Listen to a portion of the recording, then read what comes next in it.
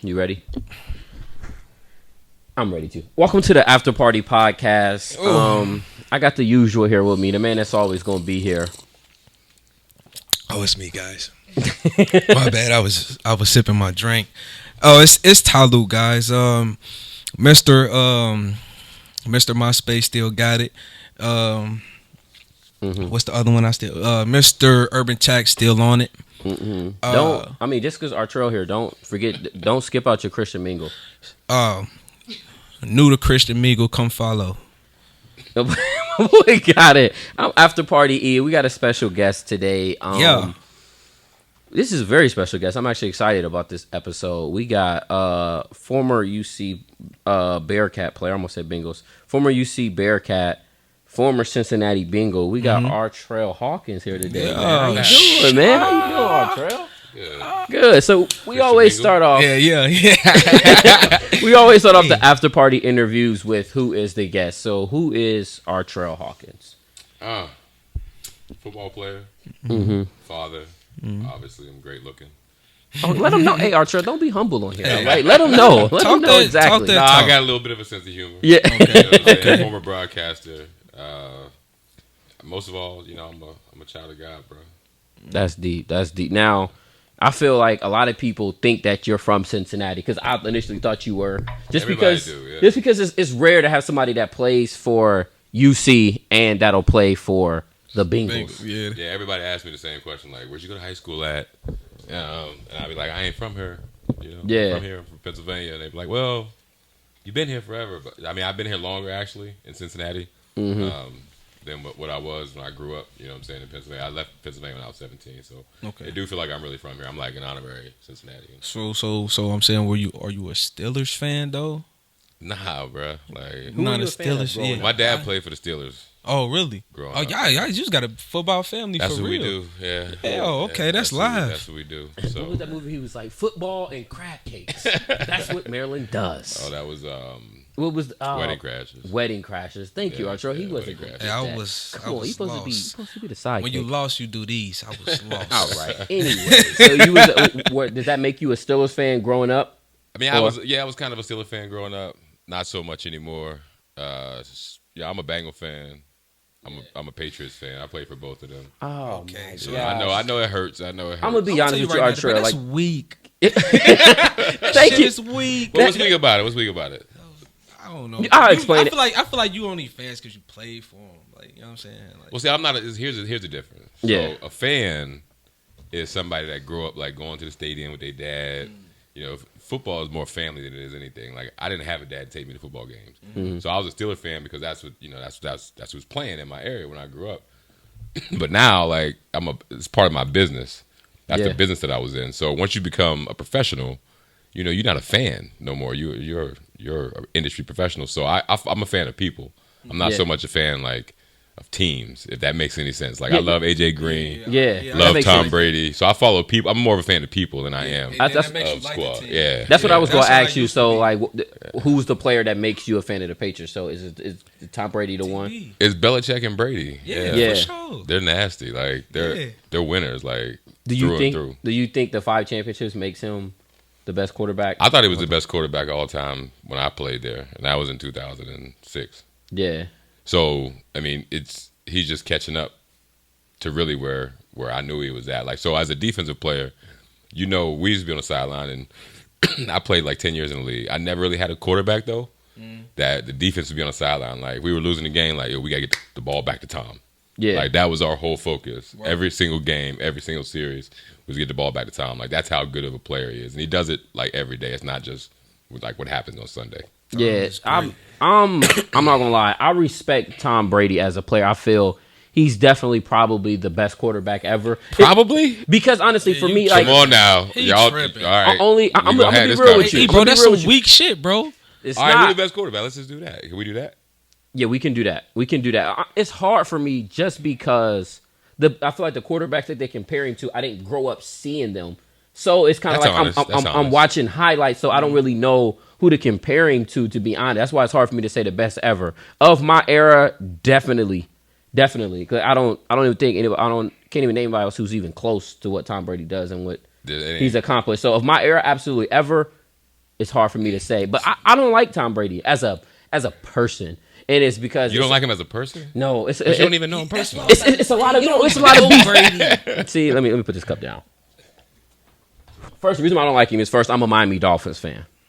Oh, that's why. So that was the start of it. That's what kept my eye on him. Artrell was all right. Who's this guy? Don't disrespect us like that, Artrell. So I keep my eye on him. Like, who is this guy that keep beating us? They be bullying y'all. All right, Artrell. All right.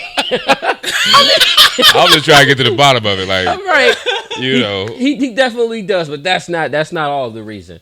Another reason I just feel Tom Brady, I don't feel anything that he does is genuine. I don't feel he's a genuine person. Like, I feel like if I didn't know he played football and I met Tom Brady in a coffee shop, I was like, bro, get up out my face, bro. Like, I don't really like how you, like, approach things.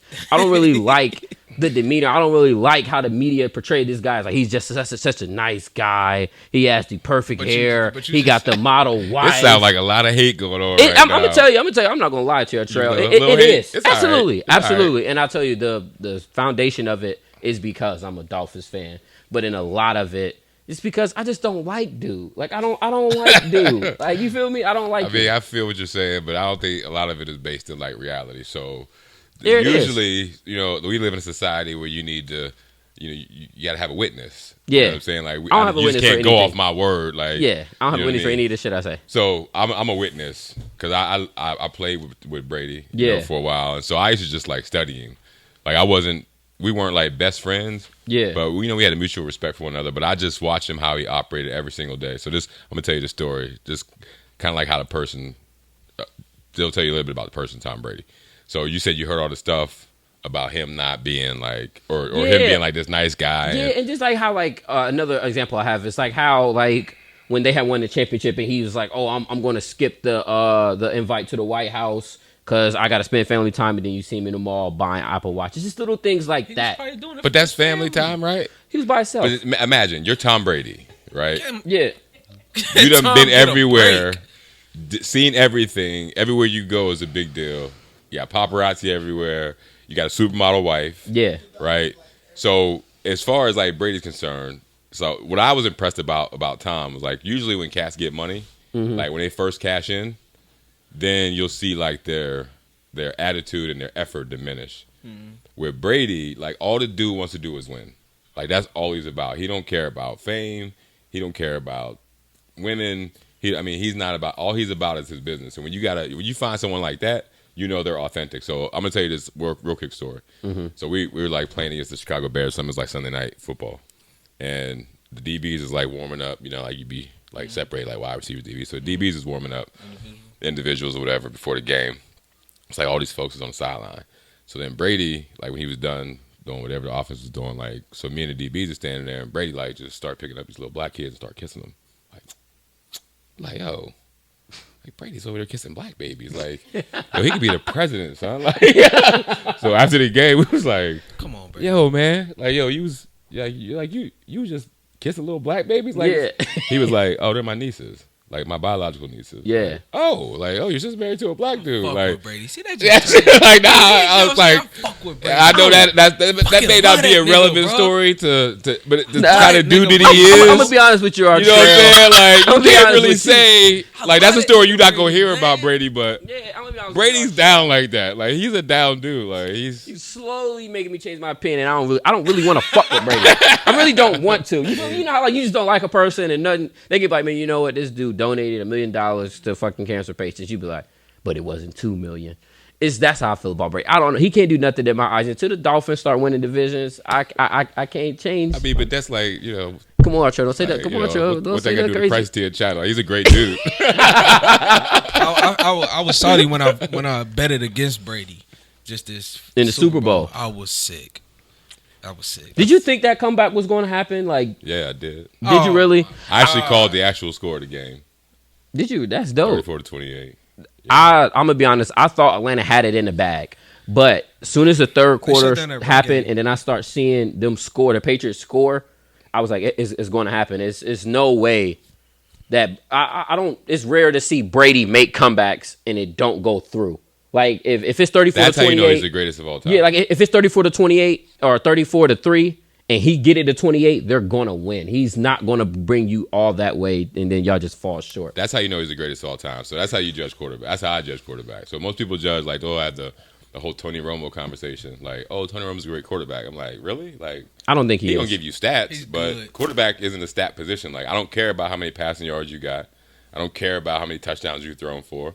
Like, I care about what you do in critical moments in a football game. Like, when your team has to have a score, can you bring them back? That's all Brady does. That's all he's ever done. Like, since college to now, 28-3, everyone in the country knew the game wasn't over. But okay, so do you judge is quarterback more of a win-loss thing? Because what about quarterbacks who don't? You judge quarterbacks by wins and losses. But what about quarterbacks who don't be in that situation? Like, let's say like a Jameis Winston can't be a great quarterback. Who he won't. He didn't get drafted to a great team. He was a number 1 pick or whatever. That's cool. Like, that's what's up. Like, you got physical talent, but that's so you're not a great quarterback. I mean, but we're talking greatness. Like, we're not talking about mediocre. Not just mediocre, but like, so like as a wide receiver, you got to catch the ball and get open. Mm-hmm. Like, if you can't do that, you're not a wide receiver. But if you don't have a good quarterback, that's the prerequisite. So a quarterback, like, you got to be tall, you got to be able to throw the ball. Like, okay, fine. Like, everybody has that. Like, you know what I mean. But greatness, it's wins and losses. So the running back, all they care about is stats. They want to score touchdowns and get running yards. Why? It's going to get them paid. Wide receivers want what? Catches, and they want touchdowns. Why? It's going to get them paid. They're stat-driven positions. Quarterback's job is to win. So if you're a man, if you got the ball in your hand every play, you're the CEO. Like, you're the CEO right now of the show. I can kind of tell that. You know, like, it's just your deal. Like, you kind of call the shots. Like, is it how I'm sitting? It's kind of how you sit a little bit. Talk that shit, you know what I'm saying? You know what I mean? It's the haircut, whatever. You know what I'm saying? like you business, but not really. Like, you know what I'm saying? Like, you got a lot. You know what I mean? I'm casual up top, party down low. You feel me? That's why I got the shorts on. But you're in the head seat. So yeah, there it is. You know, like, you got the producer, you got the cameraman, bodyguard. You got the funny man. Yeah, you know what I'm saying? You got the sidekick. You know what I'm saying? He's here strictly for the move. He said, I'm robbing. He said, I'm robbing. So you the quarterback. He said, I'm so right now, the brain. if I was going to say, whether this podcast or whatever y'all was doing here, if it works or it doesn't work, who gets the blame? Me. If it's winning, who gets the credit? Me. It's all about the quarterback. Yeah, I mean, I get it. I understand it. The only wrench I see in that is like these quarterbacks that are great. Like in college, you'll see them, they're really good, so they'll get picked number 1 or number 2, and they get drafted to the worst team, and it's like, can you really judge them off of wins and losses if they get like a team? So I'm not saying Brady did it all by himself. Yeah, I get that. However, because I was a player there, I know that he elevates everybody. So you got like cats that'll show up there like LeGarrette Blount or like Corey Dillon back in the day, like, or Randy Moss, that were traditionally like problem children. Mm-hmm. But they get there and all of a sudden they choir boys. Mm-hmm. Well, that has a lot to do with atmosphere. That has a lot to do with professionalism. You know what I mean? So the quarterback, Tom Brady, has everyone's attention at all times. Like, he works harder than anybody. Like, one thing about Brady, like I always noticed when I was there, like, dude always had a ring of sweat around his neck. Like, if I walked in the building at 6 o'clock in the morning, he'd be walking out of the weight room with a ring of sweat around his neck. Like, we was in meetings, like, he'd be walking in, like, ring of sweat. Like, this dude sweat constantly for no reason. Yeah. Like, he just works for no reason. Yeah. Like, you know, he's just that type of quarterback. So what I'm saying, like, all in all, so you can be a great physical talent. Like, Dan Marino is like one of the best. Mm-hmm. Like, you talking about just pure talent. And there's not a quarterback ever that's better than Dan Marino as far as, like, throwing the ball and that sort of stuff. But as far as winning goes, like, Tom Brady's the greatest. Mm. You know I respect that. Like you said, like the change of the atmosphere. So like, I know it was a big difference from Cincinnati to New England. Yeah. Is that the same reason why? Is that the same reason why Chad ain't? I thought Chad was going to go there and do what he needed to do. I heard Chad had issues. Like, Chad was out here choking girls and headbutting them. But that's a different reason. But I'm sorry. Speak on your story. I don't want dog my. He was a Miami Dolphin for a second. I fuck with Chad. He opened himself up for that sort of criticism. Not say that, you know, like, that's my man. It's funny. My man. Yeah. You know, Chad. I don't think Chad didn't make it there, or at least from what I could ascertain from like talking to people or whatever. He just couldn't. He couldn't, from a academic standpoint, he couldn't pick up the offense. That's so, you know, we knew that from watching it. Like, you know, he just couldn't. He couldn't make the adjustments. So. Yeah. So how much credit do you give Bill Belichick for the Patriots' success rather than Tom Brady's? they're two in the same. So I don't think Brady would be Brady without Belichick and vice versa. Like, so, okay, let me tell you about like why people or why Bill's so successful. It's real simple. So, in the league, or really in any industry, honestly, I don't care what we're really talking about. Yeah. If you have a boss or superior that's going to be honest with you and tell you the truth, like they say, the truth travels. Mm-hmm. So as a coach, if I want you to be better as a player, I can't lie to you. Mm-hmm. If I can't, you can't say, "Oh, coach, how I'm doing?" I'm like, "Oh, you're doing awesome. Keep it up." Well, then like the power is kind of taken away from you. If you need to work on stop blocking, I need to tell you, you need to stop block. Mm-hmm. Or if you need to run faster or run better routes or work on route, I need to tell you that. Now it's in your control. So what Bill does that a lot of NFL coaches don't do, he just tells you the truth. So the truth is that if you can help him win, then you'll be there. If you can't, then you won't be. But he's honest in the process. So you know what you're dealing with, and in that way you can make the necessary changes to be successful. Whereas other places, it's not like that. Everyone's it's like a fluff, like you were talking about before. Well, it's a fluff, and then they just tell you what they think you want to hear, and then all of a sudden you get that call. It kills the morale of the team. Like if you're not in control of something, then like I'm not doing you no favors by lying to you. You get what I'm saying? That, yeah. So if you say, "Oh well, can you critique blah blah blah?" Like the best thing I can do is to be honest with you as I see it, because then you could take whatever information I give you, you can process it and say, "Okay, well, either because it's right or wrong, but this is what needs to happen." And then if you make those changes, then what happens? Then you graduate. You graduate levels. So that's why Bill's so good. He's just an honest dude. So why you think Marvin got his problems? Like, well, what's the issue with Marvin Lewis? Well, we think it's everybody from the outside think it's the Paul Brown not making the right investments, not picking up the right people, or Marvin's a different type of coach. Like I just don't. I don't really want to bash Marvin. I'm just going to be honest with you. Like I've said this 100 times before, but I feel like in this town, what I'm saying, with that organization, I haven't followed him for like 2 or 3 years, closely. But I know when I was there, at least as a player, I just didn't feel like as a head coach he was on the same page, with the players. Now he's lasted a long time. It's not easy to do that in his position because whatever, he's an African American cat, and whether you want to admit it or not, it's hard for cats to last for 14 or 15 years as a head coach, and he's done that. But I just feel like if he was kind of more honest or whatever with his players, when I was there, then it probably would have been a difference. I feel like a lot of Cincinnati people like call for his job. I don't know, like I'm indifferent about Cincinnati, like as far as their culture with their sports teams, because I'm from Columbus and everybody is a diehard. Better than everybody in Cincinnati. No, I'm just saying everybody in Columbus is a diehard Buckeye fan. Like the Buckeyes could they can win one game in the season, but the next season, the offseason, everybody be like, you know what, Buckeyes going to win every single game this season. Yeah. I feel in Cincinnati is if the Bengals lose 3 or 4 games, everybody's like, oh, we need a new quarterback. We need a quarterback.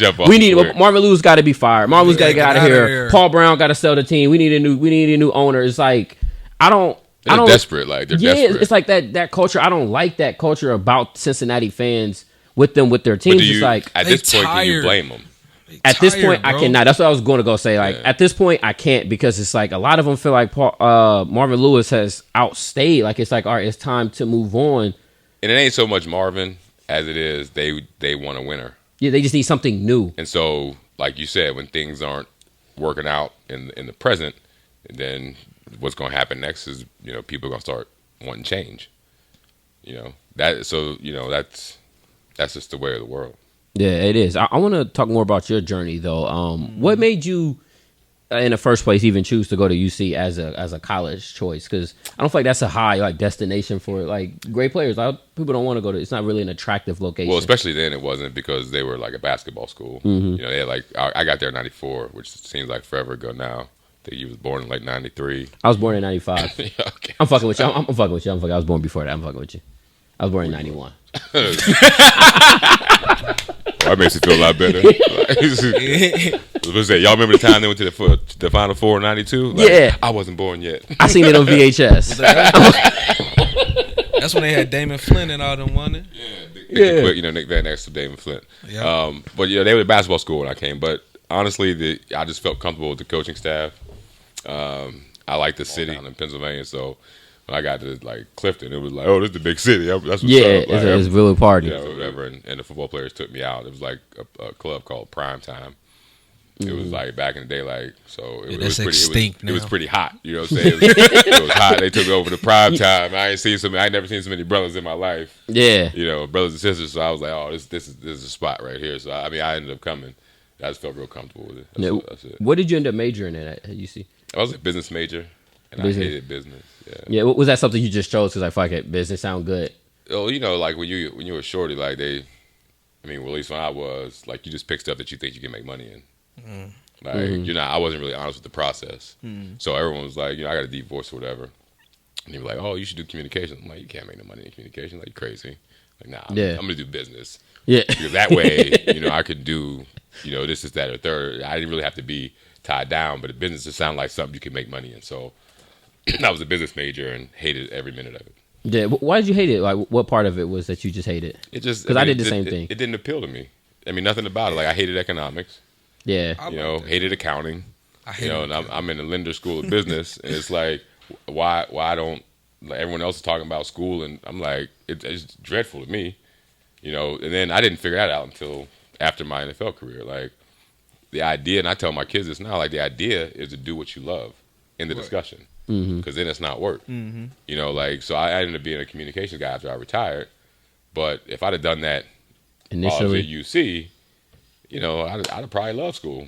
Yeah. I just hated it. So besides that, like, did you always want to play in the NFL? I majored in football and then I minored in business. Okay. Yeah, that's okay. So it wasn't never nothing else. Like, it wasn't never like, man, I wanted to do this. Like, when you was younger. I used to want to be a firefighter, Artrell, just to throw that out there. Well, but you know what fucked that up, Artrell? I'm going to be honest with you. I was scared of heights, and they got me to the 100 feet. I swear, I promise. It was a test I had to do. I had to climb a ladder. I forget how high it was. So you actually tried to do it? Like... Yeah, no, I was in the classes and shit. It's about fire, combustion, and everything. I was like, all right, we're going to go to this part where we actually start doing things, and I had to climb a ladder. I said, that's too high. I said, you got to do it. I said. You try to fight fire on the ground. I said, you know what? Business management. He's talking about give me the water hose. It was over. I said, I'll fight local fires. I'm running in apartment buildings and everything. But yeah, that's what fucked it up for me. So did you ever, like you said, did you ever have any like alternate career that you wanted to do? Nah. I never had an alternate career. See, that's live. Like that, and that's the truth. Like, so when I worked in the high school when I left here a couple of years ago as a coach and as a community and school coordinator. So I talked to the kids. And what's funny is, like, I would pull, usually most of the black kids or whatever, I pull in my office. And so I was kind of like a guidance counselor. So I sit them down and whatever. We're going over their grades and stuff. And it's like, yo, what's going on here? It's like, well, I'm like, don't give me no excuses. Like, what do you want to do when you grow up? 95% of the time, it was football or it was music. 95% of the time. So I started to think, like, why is it so prevalent, particularly within, like, the black community, that kids just want to play sports and rap, basically? Well, and the more I thought about it, that's really the only positive thing I've ever seen. Yeah. That, with people that look like me. So as I was growing up, it was Jordan, it was Randall Cunningham, it was Emmitt Smith, it was, Barry Sanders. So I saw that positive side to people with skin color like mine. That's the only thing I wanted to do.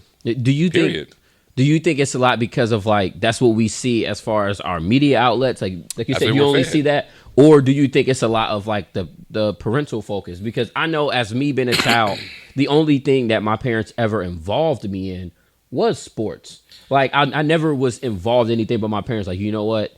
I'm gonna have you do this. Like I'm gonna have you go to this accountant camp, or I'm gonna have you do things like this. So I was never introduced to anything else. Well, I can't say that I wasn't introduced I to feel that like stuff. I feel like on TV all they show us is black people playing sports. As far as something good, as far as in the black community, they only show us playing sports. Yeah. You know what I'm saying? Show us making music. You know what I'm saying? And then the accomplishments that they get from music and sports, like, you know what I'm saying?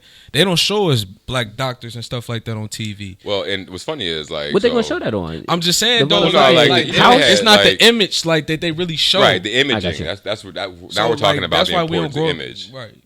We on the same page. So, like, with the Cosby Show, like, that was cool. Right. But it wasn't something that I was ever used to. Like, the town that I grew up in, like, there was no black middle class for real. You know what I mean? So I didn't like when I got here. I remember like I was a freshman and like this cat took me to his crib. A black dude played on my team. I was like, "How y'all do this?" Like, like what's going? But in Cincinnati, there's a black middle class. Yeah. That's kind of how I judge areas. Like, if I want to live there or not live there, like I want to see the demographics. And the demographics, I don't care about any other demographic unless it's a black middle class. Like that's what I'm looking for. So here, you got Fortune 500 companies and all that stuff. So, the black community here, like they may not understand it or they may not realize it, but it's not like this everywhere. You get what I'm saying? So even as a kid growing up, it's almost like, I went to a private school.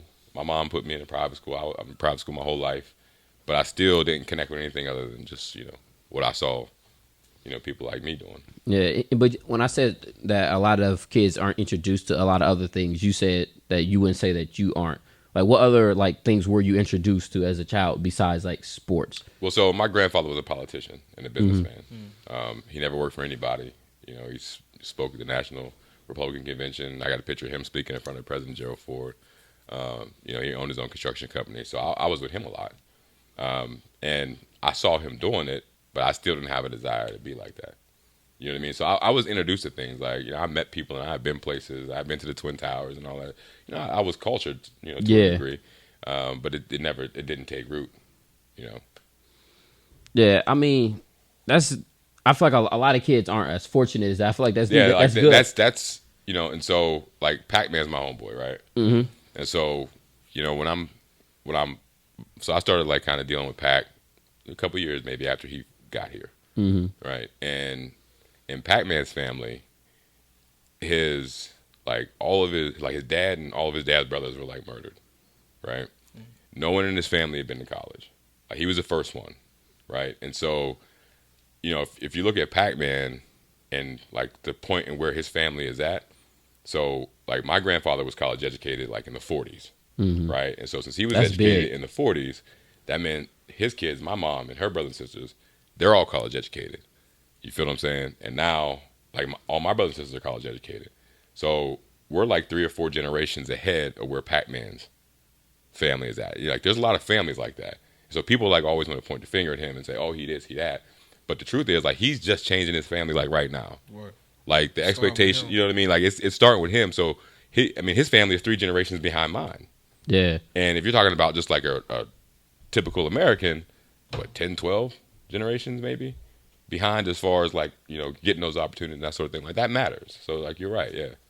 That's what I think. I think it really matters about like where you come from and the foundation you have. I feel like as teenagers and young adults, we don't really understand it until something bad happens or you see things around you really change and you're like, damn, like it's because that he doesn't have anything. Like you spoke on Pacman, it's because like he's the forefront of his whole family. So it's like everybody look at him like, damn, you succeeded, you're good, you can stop now, and it's like in real life you really can't. Like you can't, or they'll say like, or they'll criticize him. You know what I'm saying? Like because like if you grew up in a certain type of environment, neighborhood or whatever, in a certain type of family, then like certain things, you're not gonna like. My kids don't have no excuse to have these legal problems or anything like that because they've never been exposed or had to deal with certain things or issues. They've been protected from that sort of thing. You know what I mean? But if you go to anybody's first generation, right, when they're really like just getting put on, like a lot of stuff happens. There's some legal problems. You know what I'm saying? Like they say behind every great fortune is a great crime. Like so you're looking like 3 or 4 generations down the road, and you want to judge somebody who's really in their first generation, like really trying to come up. Like you can't really point the finger like that. You it's hard. Understand it. What was that initial feeling like when you first got drafted? It was unbelievable. Yeah. I was like 21, really at work probably half my life at that point to get there. I started playing football when I was 9. Like I said, one day I don't know, I didn't say this, but I was sitting in my grandfather's house one day. I was probably like 10, 11, and I saw Randall Cunningham playing, right? And so I'm sitting there. He wore like number 12. He had a green uniform, so I played for like the Shamrocks. We had green uniforms. You know what I'm saying? I wore number 12. So I'm looking at the TV, and I'm thinking to myself, man, I can do what he's doing, right? I was like 10 or 11. And so I started telling people like, I'm going to play in the NFL. I'm playing NFL. Everybody's like, oh, you crazy, you crazy, you crazy. So I felt like God had showed me that And it took root. Like that day, I can remember sitting there on the bed watching TV, watching Randall Cunningham, and then me saying to myself, this is what I'm going to do for a living. So then I told everybody I was going to do it. And then, 10, 11 years later, Paul Tagliabue would walk across the stage, Music City Hall in New York City, and say, with the 43rd pick, the Bengals selected Artrell Hawkins. And everybody was like, oh, I can't believe it. I'd be like, I've been telling y'all this. Yeah. Like, what are you talking about? But, like, you know what I'm saying? So at that point, I had worked literally half my life for it. And so it was like one of those days that stick out to me. We got a friend that's in the NFL, and I have not heard him once when we was in high school, middle school, say he was going to the NFL. I wouldn't say it like in a cocky way. Nah, it's just we'd be in conversation, like, you know what I'm saying, just talking about stuff like what we gonna do or whatever. I never heard him once say he was gonna go to the NFL or play at college. But and he ended up there. Yeah, because honestly, like, he's a soft spoken dude. Like, if you don't know him, he probably won't say two words to you. He's really soft spoken, but we was really close, and I think he always knew in the back of his head he would do it. He just didn't. I don't think he wanted to come off as a cocky person, but he always knew it. He's had the body frame since he was 8 years old. Like to be in the NFL. He laughing. That's true. Yes, he's his a mama linebacker. said when he was 3. And she used to carry him. She said, like, people used to be like, put him down. Like, he too big for you to be carrying him. Like, she was like, he only 3. But everybody thought he was like 5 or 6 and stuff. I remember she told me that story. He's a big dude. I knew he was a big dude. His first was Preston Brown for the Buffalo Bills. I knew he was a big dude. I spent the night at his house one night. Literally everything in his house was oversized. Yeah. I sat on the couch. I felt like, damn, like, it's a big ass love seat. The room. I went in his freezer and got a burger. It was like quarter-pound burgers. I'm like, damn. Yeah. He eating 2 of them. I'm like, man, what the hell? Like, what's going on? I was like, damn, Eric, like, that's all you gonna eat? I'm like, yeah. Like, everything was just oversized in his house. I'm like, yeah. But I mean, his dad was an NFL player also, and it was unfortunate. But his dad got drafted, and then in like spring training, but in the preseason, he actually got injured before he signed any contracts or anything, so he got released. So that was his dad's whole NFL experience. Right. So it was his whole, like, life was built on, like, my son won't experience that. Like, once he told him, like, this is what I want to do, it wasn't like he forced it on him. He's like, Dad, I want to be an NFL player. All right, well, since you say that, this is what we're going to do. And he pushed him. I remember, like, I would spend that over his house, and I would wake up at, like, 8 o'clock in the morning and, like, check my phone, and they would be gone. They would be gone. He was like, like, my dad woke me up at 6 to run 4 miles. Like, I don't care if you have company or anything. Like, we still gonna run these 6 miles. You can come back. He's still asleep. Though. But now you think about it, like, in terms of like what we just talked about. Like, he had what most cats don't have. Right, he did. Exactly. He had someone that could actually guide him to where he wanted to go based on his expertise. So yeah, it matters. It definitely matters. What was your NFL experience like? I mean, it was cool. It was probably the most. I played like 10 calendar years, like 9 seasons. The first year, you're new, whatever. I started like all 16 games. Yeah, I thought you did all right. What you had, like 63, 65 tackles? He knows exactly. No, Artrell, don't answer that. He knows exactly how many tackles you had. It's all good. Luke, how many tackles did Artrell have his rookie season? I think it was like 60. I ain't gonna hold you. How many interceptions did he have? 68. He had 3 interceptions. That's what I'm saying, Artrell. You don't let him play with you like that. I mean, it's cool. Like, he's a professional, so he started. He know how to get me going. He started out 16 games. He played 6 years with the Bengals too, bro. So two in New England. Doing his homework. One with Carolina. my man trying to. That's why I want to do one-on-ones. You know what I'm saying? But anyway. That'd be a hollow victory. I'm 40. I don't care. If you lose, it's a lose for you too. Yeah, exactly. You did 9 years, bro. I don't even care. If you lose, though, if I beat you, it's a loss for you. If you win, you're supposed to win. Exactly, but I'd rather win than lose. You know what I'm saying? It's just I don't even know what type of situation that is. Is that a win-win or a lose-lose? What does say you won? Yeah, I won before I even. You won the one. You won the one-on-ones. So like my son, he's like 263, like 6'3" and a half, 260. So last time I wrestled him was probably like a year and a half ago. He was like 220, and I won. But I knew that day, this was the last victory for me. Yeah, I'm not winning no more. Yeah, so do you like? So now he does not get the. I will not run it back. Like no. Yeah. So it's like you don't even want to. You know in your mind, like, all right, if I do this again, he's going to beat me. So it's like, I'm never going to wrestle you again. Nah, I'm never gonna do it again. Like, it's over. Like, the belt stays with me forever. Why? Because I won't give you a rematch. That's what you do, because like I feel like as a father, you like, I'm not gonna let you know you can beat me in wrestling. That's gonna change everything. Like, it's gonna change the demeanor that you can out wrestle me. It just confirms. So like now, I got mind control. Yeah. You know what I'm saying? Like, I got control over deep. The change. I got the change is on his mind. It ain't on his body no more. I can't really hold him no more. But if he pins me, now the chains start to come off his mind. Could you imagine? First of all, Artrell, like just visually picture that you wrestling with your son. He pinned you. Like, yeah, dad. Like, anyway, like, 1, 2, 3. Like, it would be nasty too. Like, it would be. Yeah. I would be pissed. I'm going to fuck off. I'm finding something to argue about. I'm going off, man. I'm going off. So, with your NFL experience and everything that goes around NFL, like, did you ever like have second guesses? Like, I don't want my son to play football. Just with like, with the concussions and everything. Like, did that ever change your mind? Yeah, like, so with him, it was, so I played 10 years. Probably 8 of them I was like really miserable. Mm-hmm. You know, I just wasn't prepared for everything that it entails. So there's a lot that goes on with being in the NFL and, you know, having to manage like family and being disciplined and, you know, all that stuff. Like, I wasn't great at it. I thought I was ready for it, but I don't, like, now looking back, I wasn't. I never really wanted it for my son. You know, I wasn't going to force him to be a football player.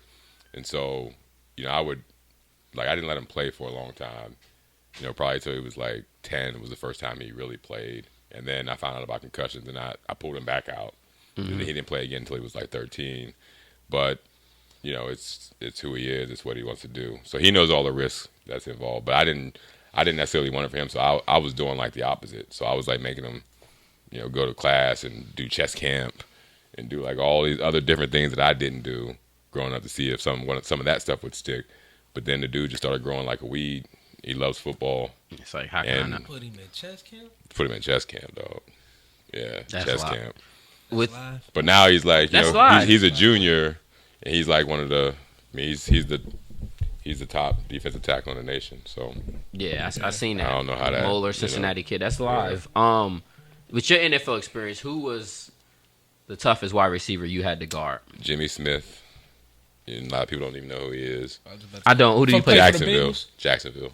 Oh, Jimmy Smith was a defensive back. Okay. That played for the Bengals. Now he's a wide receiver. He played in Jacksonville. Him and Keenan McCardell, and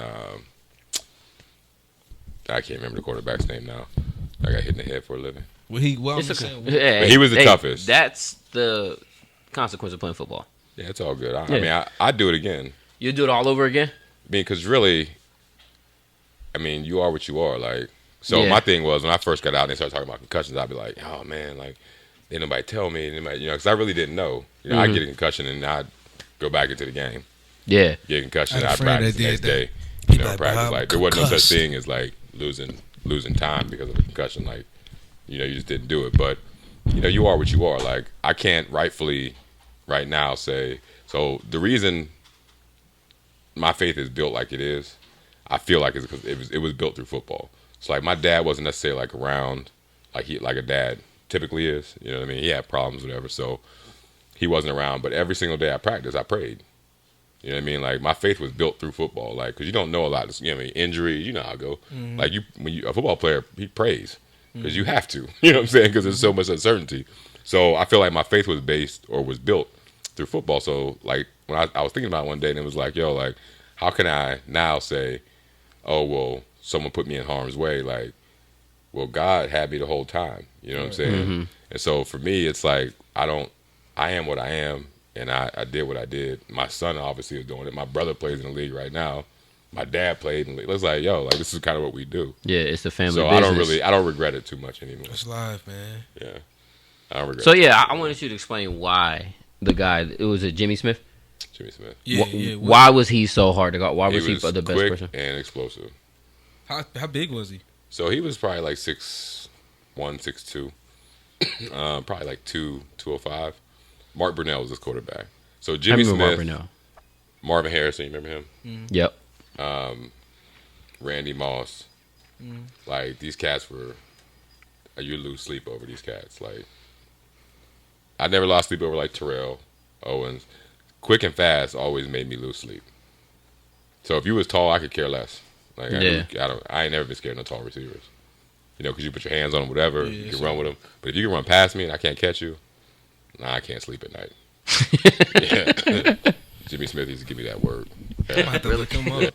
I've never heard of him either. I want to know, like, when you knew that you was good. Like when was it? Was it high school? Was it college? Was it middle school? Like when you knew, like, yeah, like I'm really good. Like, so I was 5 one time, right? You was 5? Nah, he fucking with you. No, I'm dead serious. I was 5. You serious? You was 5. So we was at, so my dad jumped in a car with my like one of his cousins. Mm-hmm. They started driving down the street, and my mom. This was before cell phones, obviously. So my mom was like, "Catch him!" Like she forgot she needed something from him, and so I had to chase the car down the street. Mm-hmm. So as I'm chasing the car down the street, I'm like, "I'm fast." Like I'm thinking in my head, like I'm like floating out here. Like I can remember that. I can still see it in my head, like the street lights and everything. Now I didn't catch the car, but I remember that night. I was thinking to myself, "This can't be normal." I had a like time I'm like fast. When'd you figure it out? I remember one time I was chasing an ice cream truck. See? Real talk. It was leaving the current place. I was chasing an ice cream truck, and I knew I was running fast, but it was a coach. His name Coach Mark. I remember he the one that put me on to my little league team, Mid City. He said, man, he walked me after I came back. He walked me to my mom, walked me to the house. Told my mama, like, man, he fast. Like, he fast. He like, still feel good about that. Hey, let him know. Let him know. I was probably like 6 or 7. Let him know. See? Like, I was like 6 or 7. Crazy. Like, it's funny that then y'all say that. I used to race people with bikes, bro. I wasn't playing no games. Hey, let him know, Luke. I was doing What's that. What's crazy is my friend Preston, we were talking about play for the Bills. We was in high school. We was just talking, and he told me a story like that, and I told him, like, shut the fuck up. That can't be true. Because listen, I was like, bro, when did you get good, bro? Like, you're huge, bro. Like, when did you get good? Because you know, a lot of times when kids are like oversized, they'll be uncoordinated. Their footwork is horrible. Like, when did you get good? He was like, bro, I used to live in Florida and I was running from alligators. I said, shut the fuck up. No, you wasn't. He said, I'm telling you, I used to run from alligators. I used to play at the river, be fishing.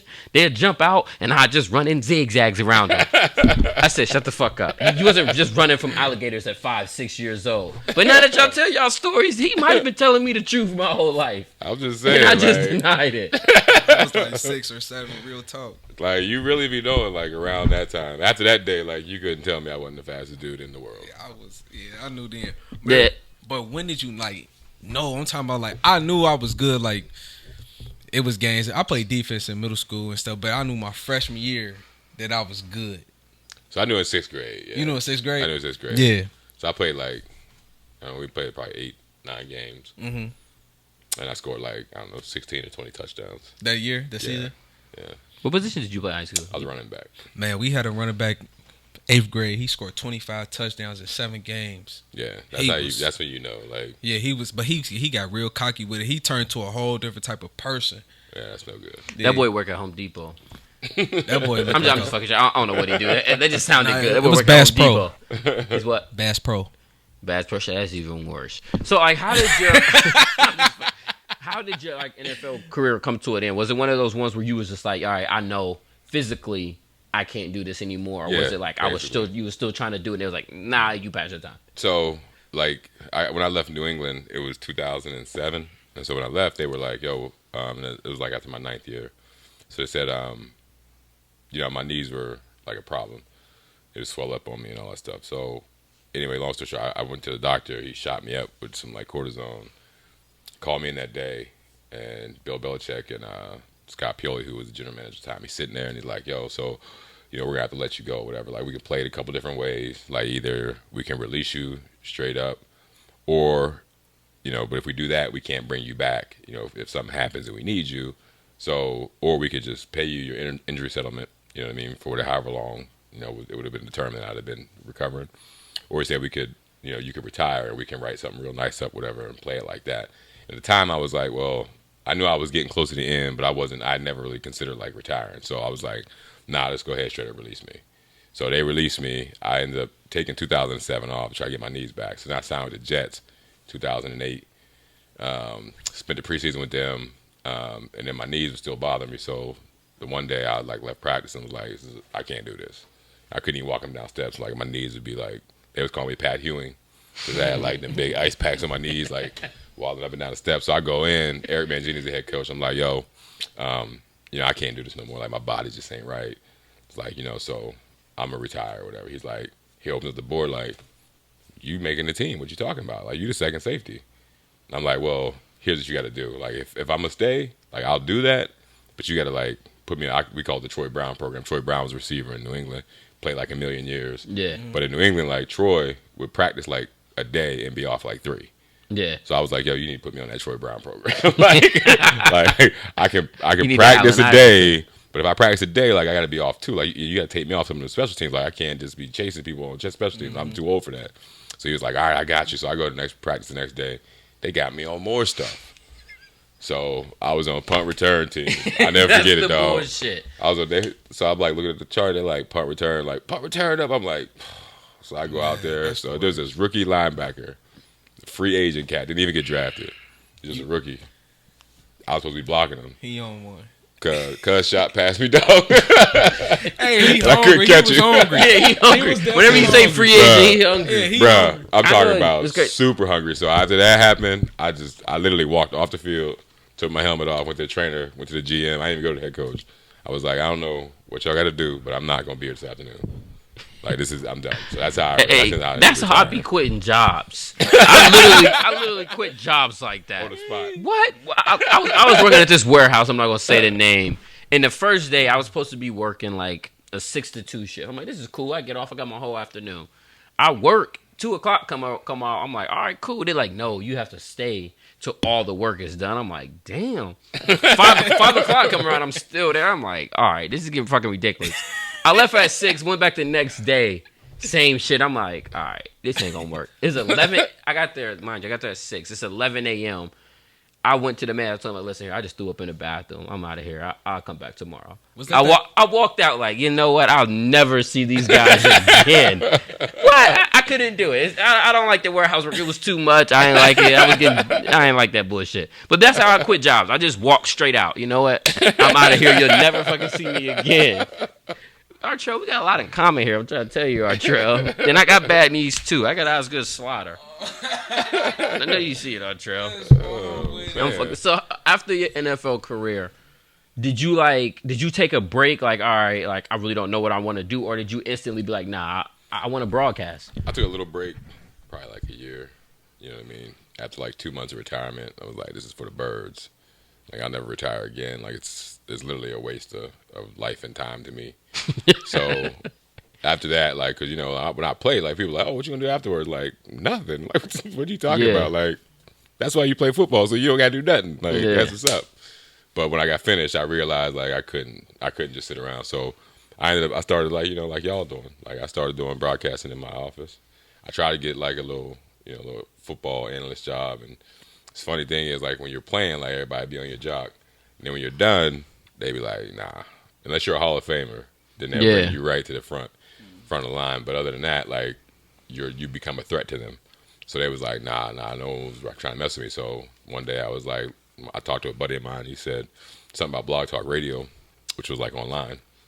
I was like, went to Best Buy, bought some mics, you know what I mean? Got my brothers or whatever, and we started doing just like y'all doing. We started doing it right at my office.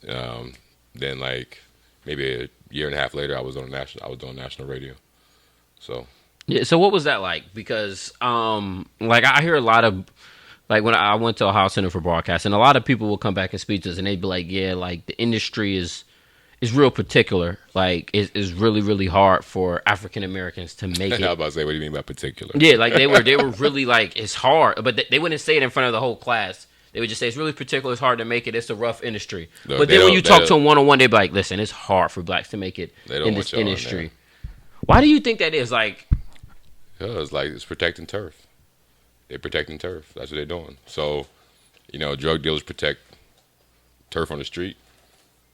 People in industry, they protect turf. From an economic and from an advantage standpoint. So like a lot of the demographic aren't you. Mm-hmm. Particularly in Cincinnati.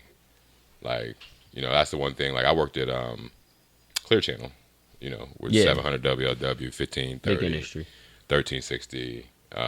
They have a couple other stations, or whatever. But you can ask Sophie. Like, the complex probably 150 yards long. Marketing. You got DJs, you got programming directors, you got all these people in there. We'd be like the only black ones in there. Yeah. I mean, in an office that big, you would think there would be diversity. There was like one black chick worked in like marketing or whatever. She sold like advertising. So she worked in advertising. Then there was like a janitor, and then it was me on the air, and then like Sophie wasn't even working; she was an intern. But in the whole place, and I was like, this can't even be legal. Like, how is this even like? It's at the time 2013, 14. Like, how is there no diversity here? Right. Or then you go around like it's a little different with. You have some black on-air personalities. So I was at WWT, and it was a little bit more diverse, than I probably initially thought. Because there was, they had like, a black news anchor. He did like evenings, maybe weekends. I can't remember his name, Clyde something. But there was like a couple of chicks here and there. But as far as like the whole goes, like y'all didn't get no jobs. See, that's hard. That's hard for me to say. But I mean, she was with me at the time, and it drove me crazy. So I would like always bring like black interns with me just because like I knew they weren't gonna get a shot otherwise. I feel like the best part of that story is that you knew Sophie was black when you seen her. That was great. Well, like I'm trying to tell you, like I looked at her like it was the wig. She's supposed to be here. It was the wig. Was it? Yeah. If her hair had been straight, I'd have never hired her. I can tell a 27 piece from a mile away. She's a light-skinned piece of chicken. Man. But that's rare in that industry just because I would, like from the outside looking in, you would think that, all right, they would want a lot of African Americans in the industry because all they're covering is these black athletes and they could relate to them better. Like that was actually like, that was my thing. Like, so everyone has to have like, you have to have like a catch or a niche. So my niche was the players.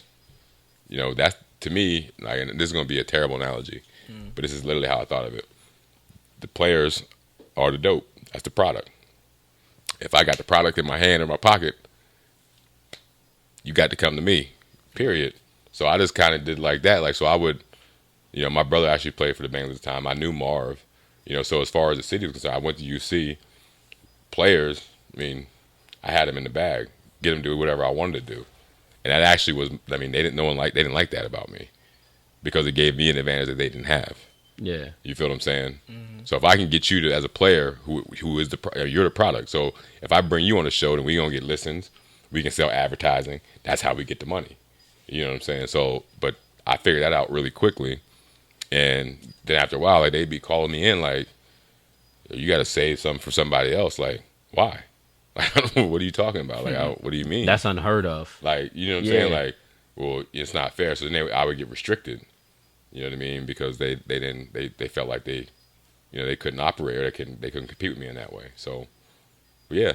You would think because, like I said, so the Reds, you got the Bearcats, you got Xavier, you got the Bengals. Like, so if you go to the floor of any stadium or any, arena, the bottom floor is going to be like 80% black. Players, like Bengals, for instance, bottom floor of the players. That's where the locker room is. 75-80% black. Go a floor up, it's the coaching staff. You're going to go from 75-80%. It's a little different here because Marv is here. He's a black head coach. So you got, more black coaches than usual. But usually you're going to talk about 40 to 50% are going to be black. Go up another level, it's going to be, the executive or the administration, the organizational level. You're going to drop from percentage from 80 to about 40. Go up one more level, you're going to drop down to about 15, 20. Go up to executive, go 0. 0 to 5%. So that's how it works. So, yeah, we're the product, and we're bringing in all the money. Like, we're the reason people are coming to see it. But as you go higher in the chain, they don't want you up there. The numbers get a lot lower. Yeah, you can't really fake. You can't fake what AJ Green does. You can fake. Like, if I have a brother-in-law, I can make him the player personnel director. You know what I'm saying? Yeah. Like, I can fake that. We can fake that. Like, you know what you're doing, or you're qualified, or you should be here. What you can't fake is the actual talent. That's on the bottom. So, yeah. But, yeah, That's not how the industry works. Yeah. I just had deja vu. What did he's we're supposed to be here right now. Like, what did you really enjoy about your broadcasting career? Like, what was the part you was like, you know what, this is why I like doing this? Or you didn't enjoy it? I never really thought about that, honestly. You didn't really enjoy it? I mean, did you not enjoy it, or it wasn't like I enjoyed like being, I feel like I'm naturally gifted to do it. Like, I got the voice and I think I got the charisma to do it. But I didn't really enjoy much about it, I don't think. That's what do you think, Sophie? That's kind of fucked up. You're talking to somebody that feels passionate. He's getting very passionate about this I don't really... And here's why, so I was excited at first, but then once I started to see what it was, as far as like the roadblocks and stuff, it's not that I wasn't tough enough to bear down and try to run through them, but it's like, for what? Like, I remember at a certain point, I'd be like riding in my car to wherever I was going to do whatever broadcasting I was doing, and I'd be like, yo, I don't want to spend the rest of my life doing... To me, it didn't matter. Yeah. You know what I mean? Like, there wasn't anything like substance. I'm not changing anybody's life. Yeah, I'm being entertaining, and it's a job. But I didn't want to be 70 years old, 80 years old, having put in 30, 40 years doing this. Yeah. I feel I enjoy it from what the standpoint that I'm in. I don't feel like I'm in the industry as much as I want to be. Mm-hmm. But I enjoy it just because it's fun. It's fun for what the... It's your skills. Yeah, for what I do. For like, it's a lot of fun to have dope conversations, to really get people's stories out there, to really understand people. Because I feel like we only understand them from the same level that I understand Tom Brady. It's like, surface. Yeah, exactly. I get what I see, but I don't really know you. I don't really get to talk to you. Yeah. So it's fun in that sense. So that's why I was trying to figure out what really drove you. Like, all right, I'm not gonna sit on this couch. I want to do broadcasting, and what Willie was like, fuck it. I did it because I thought I could do it. There it is, Artrell. I mean, fuck it. If you can do it, you can fucking do it. You can do it. I was like, I don't want to do that else. I feel like I can fucking talk to people. Got the I can talk. He just felt like it felt like I could do one it. day and just felt like, you know what? make a podcast. Let's just go to Best Buy, buy a whole bunch of fucking mics. What about some mics? That's pretty much. Is these the good ones? Like, I gotta work.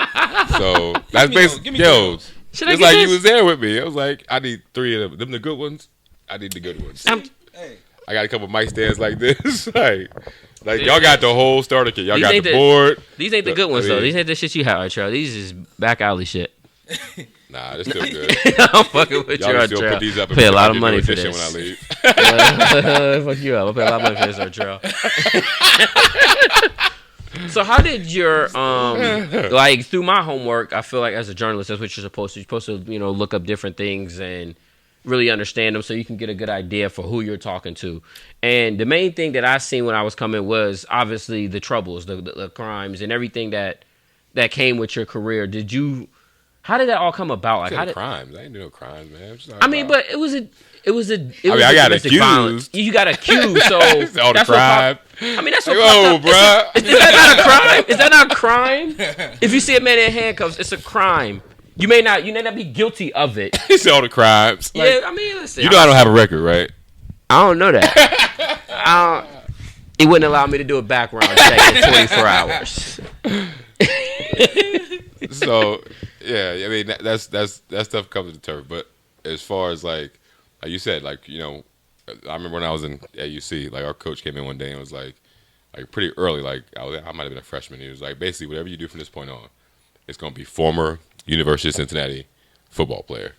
If you do something, they're gonna say something about Mount St. Joe's. Why? It's gonna sell. You know what I'm saying? Like, that's how you're gonna be looked at. So, as far as the domestic violence thing, there was no violence.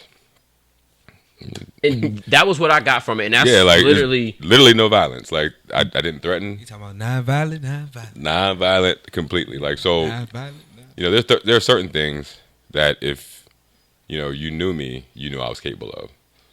If it was, drinking and driving or something like that, at that time I was capable of it. You know what I'm saying? Like, it probably was true. Preach. You know what I'm saying? But as far as like domestic violence, like I only fight people that got a chance to win. That's deep. I like that. That's almost like getting out of arguments. I ain't gonna fight you if you don't got a chance. Like, if I don't have a chance to win, like, what am I doing this for? Like, because it's a lose-lose situation. Like I said, like with you trying to challenge me, like it's really a lose-lose for you. Artrell shit on you in the meantime. Shit on him in the meantime. Like, if you win, like, how old are you? Like 20? I'm 25. But But you know what I'm saying? Like, you Come know. Come on, cuz. You supposed to win. Did that bother If I win, now it's like, yo. Okay. Now your boys is looking at you funny every time. You know what I mean? Does that bother you a lot? Like Artrell, like to this day, or even in the process? I would never threaten a woman. You know what I'm saying? I would never threaten a kid. Yeah. You know, I wouldn't even start a fight. I've never started a fight in my life. I've been in fights. Yeah, but I've never started them. I've never thrown the first punch. So that's why I asked, like, does that bother you a lot for it to be portrayed as something that you're totally not? Because I know for me, I'm an emotional person. So if I'm portrayed in a certain way through the mass media, then that will like really hurt me because I know exactly, and everybody around me knows that's not who I am. And it sucks that when I walk into a room, this image is portrayed that I'm this type of person, so the only and it's really not me. Only factor we're dealing with is time. Yeah. So people can think that in the interim or in the short term, but they'll find out for sure with time. You feel what I'm saying? So as I look at it, like it's just a part of my story. It's an awesome part of my story. You know, it's things while you're going through it because like you said, you like, yo, that's not who I didn't am. even like. What are you talking about? Like all of a sudden I'm this guy, but that's how the machine runs. So now, like it's what I lead with. You know what I mean? Because everything's not going to be. There's no such thing as fair. People say, "Oh, it's not fair. It's not." Oh, what's fair? Like, ain't no thing. It's not real. Like, you only play the hand you're dealt, right? And so, fair to me, like, it's not fair that some people are born into wealth. It's not fair to me that some people are born with autism. So, what's fair and what's not fair really isn't. It doesn't matter. Only thing that matters is how you're gonna play the hand that you're already dealt. Like, you can't change some things, but you can fight. Mm-hmm. I agree, and I seen you said that an article was the it's not fair or what is fair thing, and that's what I felt like bothered me because when I first looked you up just to do homework, that popped up instantly. So I'm like, yo, what is this? And I did my research and I'm looking through it and I realized there really wasn't any violence in this situation. So that's what really irked me, and it just goes back to the Media One headlines and things like that. But it really irks me that this is however many years ago, and that's still the first. That's because that's the last thing that I've let people see on me. Mm-hmm. So, like, I agreed to come here and do it today. You know, I didn't really know y'all, but I know what y'all are trying to do. Yeah. You know, so I wanted to come and do it. And I know Sophie, whatever. So I wanted to come and do it. But so after all that went down, I had a choice to make, and the choice was like, WLWT suspended me indefinitely, all that stuff. So I lost my broadcasting job. But when I got acquitted, they came back. And they're like, oh, let's get this started again. And I was like, at that point, I had seen too much. Like, I had seen the industry, how it was as far as, like, it's not very inclusive. Doesn't really include, like, people that look like you and me. I didn't like that. I didn't like dealing with it. I didn't like dealing, with people that weren't real or honest. So I'm figuring I'm on the air 5-6 times a day at some points during the year when I was on my broadcast. And I was working for the Bengals. I was doing stuff on NFL Network. I had a national show I was doing every day in 223 cities across the country, 6 to 9 a.m., and I was on the news. If I'm on TV or on the air that much, to me, it was like, it's hard for someone to fake, you know what I mean, like being a good person or having, like discipline. I'm not a woman beater. So when it happened, I'm like, people should know, like my boss should know, people that I'm on the air with should know, like, there's something about the story that ain't right. And they should give me the benefit of the doubt. Or at least treat me like, you know what I mean, like I'm a part of this team. So when I got arrested and they didn't treat me like that, I was like, oh yeah, I'm out. I'm all the way out. Yeah. Like, I'll never come back. Why? Because it's a waste of my life. That's how I feel about it. And so even now, like, I'm like, my skill set's still there. I can still do broadcasting if I wanted to. I could have did it then. I decided that I wasn't going to waste my time on it. I was going to coach 6th graders. So I coached 6th graders that year in football. Then I left, went to my hometown, coached at the high school, the public high school, where there's a bunch of little black kids, whatever, and I felt like I could make a difference. So at this point in my life, I realized, so when you're young and you're hungry, like, you go after things. Mm-hmm. You know what I mean? Like, you go after the American dream. They pumped you all. So once you get to a certain point, you see, like, well, maybe it ain't all it's cracked up to be. But you got a choice to make. So I was lucky enough because I played football. I got some bread or whatever. I didn't have to work. I don't have to work right now. Like, I don't have necessarily a job right now. So now I'm going to do what I want to do. What I want to do is preach. I want to work for God. I don't want to work for nobody else. You know was that transition hard? Like, did you have like a revelation, or is it something that you always wanted to do? It's a journey. You know, you go through it. Like, you go through journeys. Like, you discover. I didn't set out to be a preacher. Yeah. You know, it's just something I discovered along the way. You know, and same thing will happen to you and everybody in this room. Like, yes, you'll have ideas in your young life about what you want to do and what you want to be, and you'll go after those. And then somewhere along this journey, you're going to discover yourself. And once you discover yourself, really, you're not going to settle for nothing else. Yeah. So as far as you transitioning in to being a pastor, like, do you have a set church that you do that, or are you like? Nah. So if you're a Christian, like, we're all priests. Mm-hmm. Like, that's the thing. Like, so you know, Jesus gives like the Great Commission. It's like to go out and to make disciples, basically, like to convert people, to like share the good news. As far as like the formal, you know, part of being a preacher, like, I don't want to be like at this point in my life, I don't want to be like a church preacher. Yeah. You know what I mean? I want to be like Creflo Dollar. Or Mace. Or Mace. Yeah, I don't want to be like Mace. So my thing is, you know, I want to do like mission work. I want to do street ministry. I want to go down, you know, to ghettos and to hoods. That's what I do. Like, I want to do street ministry, that sort of thing. Because to me, it just I was all churched out, bro. Yeah. You know what I mean? Like, I mean, sometimes churches, you know, can be more. You know, to me, it's a lot of religion. It's not really churchy. So what is it that about like being in a church is not attractive to you as far as being a pastor? So the church is like, it's not, to me, it's not a building. Like, yeah, we congregate there and we fellowship there, but, you know, everyone's the church. You know, so as far as like, I don't know if you're a Christian or not, but, you know, the Holy Spirit dwells inside you. Like, you are the church. Like, people are the church. Mm-hmm. And so I feel like when I don't have anything against, you know, a building or an assembly or an organization, because that's where you fellowship at. However, I just feel like it's restrictive. You know what I mean? Like, so, like, Jesus, like, did a lot of, like, traveling. Like, he walks around, he talks to people, he heals people. Like, that's kind of what I'm into. So that's kind of like the model that I see it right now. So I'm not going to be, like, right now, at least I'm not a typical or traditional, like, wanting to be a church pastor. Although I am going to school at Oral Roberts to get my church ministry's degree. How long is that? It's a 2-year program, then the master's is a year, and then the doctorate is 3 years. So yeah, see, I'll like hear a lot of people say, like, well, I don't need a church or a pastor just to tell me how to read the Bible. Like, so what exactly is the schooling to be a pastor like? Like, what exactly? So first of all, you have to have an anointing. Yeah. Right. So there are a lot of people that become overseers or preachers or reverends or whatever that aren't anointed to do it. Like, they do it as a career choice. And so there's not a lot of power in it, right? And so I didn't make the decision that I wanted to do this until I felt like God sent me.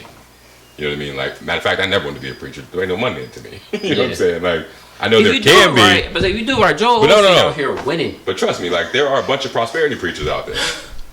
Like, it definitely not just is. winning. I'm talking $multi-million. Yeah. I'm talking Creflo Dollar. Wasn't it like a show owning their own Preachers of LA or something? Like, so to me, that's big Lambo doors. I can't even get into that. Like, they said big Lambo doors. Yeah, they had the Lamborghini doors.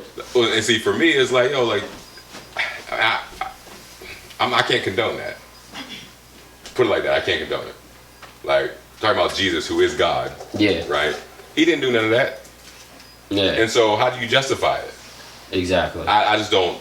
See, to me, there's no spirit and there's no truth in that. So, I can't even. If I pulled up in a Lambo, I would fuck like, with you, Artrell. No, I'm gonna tell you, I'm a preacher, cuz. I feel like, listen here, I'm fucking doing it wrong. But that's what I feel like a lot of young people and a lot of people get turned off from religions for people like that, because, like you said, that's what they show in the media. That's what's on TV, and it's like they water the industry down a little bit for people that's really out here, is really trying to change lives, that's really trying to change how people feel, and then there's a person that's just out there for the money. I'm not even trying to like change people's lives.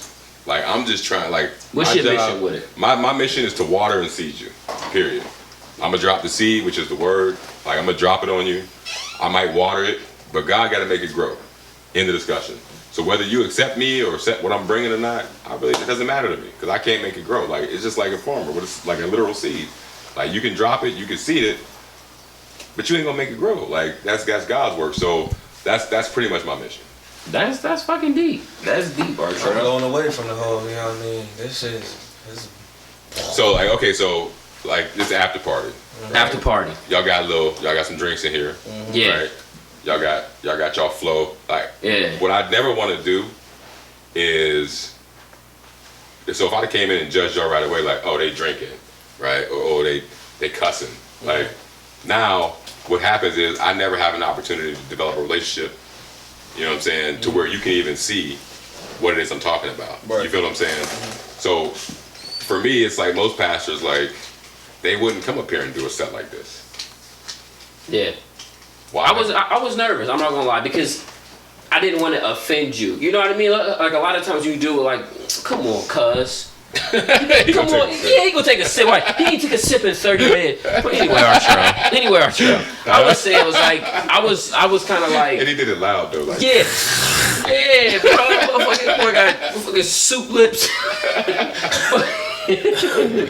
I didn't want to offend you. I didn't want to, you know what I mean? Like, I didn't want it to be awkward for you. But I'm not sure, and that's the thing. Like, I appreciate that, but I'm not your guy. You know what I mean? You feel me? Like, I'm not your guy. So, like, you ain't even got to worry about offending me. Like, and that's the thing people don't understand. Like, so, if I were to treat people like that, and a lot of pastors do this. Yeah. If I were to treat people like that, you wouldn't have such a great feeling in your stomach. You wouldn't even I'm supposed to be representing God. Right. And God is love. You know what I'm saying? I'm drinking last episode. He talking about some let it overflow it. Some shit. Quote from. Is that what you said? Your boy don't know it, Bob. I said, let your cup runneth over. Blasphemous. Oh no! See, he didn't expose me. He didn't expose me. He wasn't like, what is he doing? I said, Daryl, did you get that from the Bible? You come on, cuz. Anyway, man. Artrell. So people do that, right? They do that. Yeah. Right? They do that.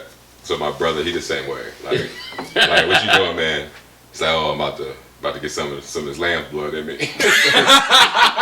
I don't joke like that. You know what I'm saying? But so people, they're funny because they'll do that. But then also, like, you always know when, like, I always know when a brother's in trouble because I'm like, what's going on with you? And they'll start talking about whatever's happening with them.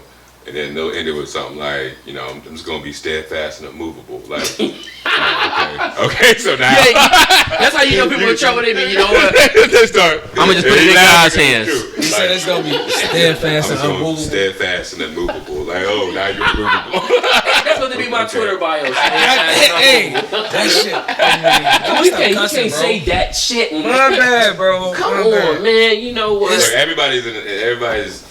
You know, they are where they are in their world. Yeah, like I said, if y'all just saw me, if you just saw me 3-4 years ago, like, this is the most unlikely thing on earth. That's like, wild. I'm talking about. I was as vile as they came. Like, yeah. I like that. I like the changes. I like people to see the growth in you. That's what I like about it. I love it, man. Like, I literally just make jokes like that because I think it's hilarious. Because I think it's really, you know, I really look at it as uncharted territory. Nobody takes shots and say, you know what, let's all take communion. So I do it just to be funny. Like, all right, let's all drink the blood of Jesus. This because it's funny, and we all know that they was drinking fucking cranberry juice.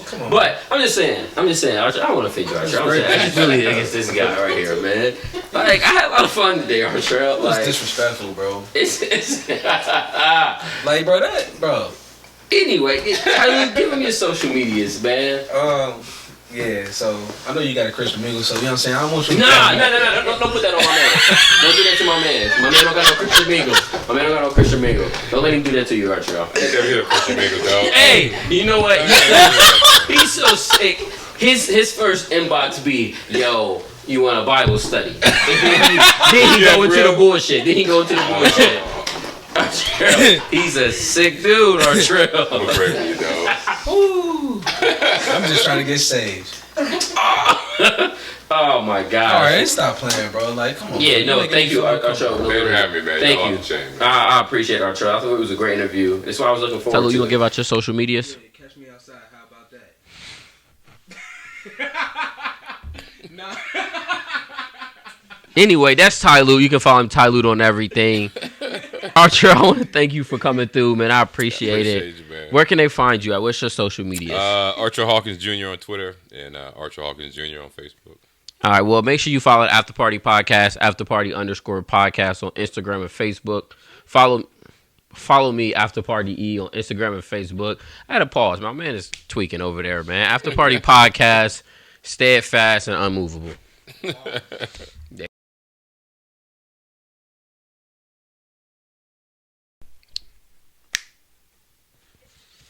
But we can exit that. You can cut that off, bro. You don't got to stop the camera. All right, cool. So anyway, give out your social medias, Tyloo, for him. Shit, I said catch me on. Catch me outside. How about that? How about that? No, exit. Let's start over. What? No, we're not keeping that in there. Anyway.